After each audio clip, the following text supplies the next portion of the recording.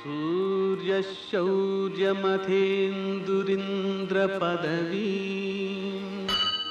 सन्मङ्गलं मङ्गलम्। నమస్తే భగవందేవ దత్తాత్రేయ జగత్ప్రభో సర్వబాధా ప్రశమనం కురు శాంతిం ప్రయచ్చమే. నేటి కాలమాన విశేషాలను గమనిద్దాం.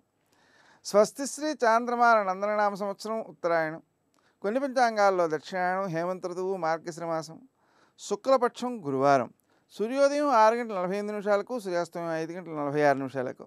తిథి చతుర్దశి మధ్యాహ్నం 1:25 వరకు, నక్షత్రం మృగశిర రాత్రి 3 గంటల వరకు, శేషవర్జంగా ఉదయం 8:07 వరకు వర్జం, దుర్ముహూర్తం ఉదయం 10:27 నుంచి 11:11 వరకు, మరల మధ్యాహ్నం 2:51 నుంచి 3:34 వరకు, అమృతకాలం సాయంకాలం 5:07 నుంచి 6:54 వరకు, రాహుకాలం గురువారం కాబట్టి మధ్యాహ్నం 1:30 నుంచి 3 గంటల వరకు.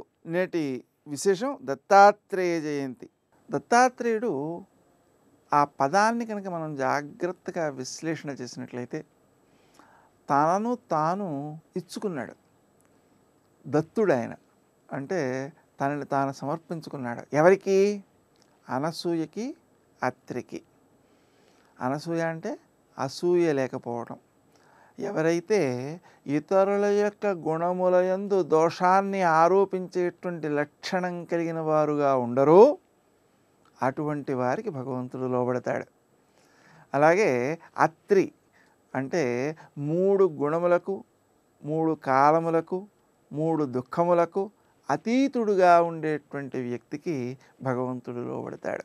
మనకు 13వ పాశురంలో మన పూజా ఫలితాన్ని పొందడానికి మనం భక్తితో బద్ధకం లేకుండా ఆయన్ని ఆరాధించాలి అని చెప్పి ఉద్బోధ చేస్తూ ఉన్నారు నేటి ఆణిముత్యాలు.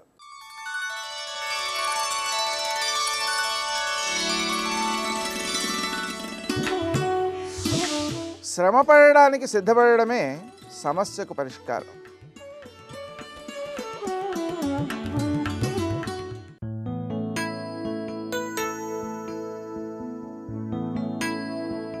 ఆధ్యాత్మికత, ధార్మికత అనేది ఏ ఒక్క వర్గానికి, మార్గానికి సంబంధించినవి కావు.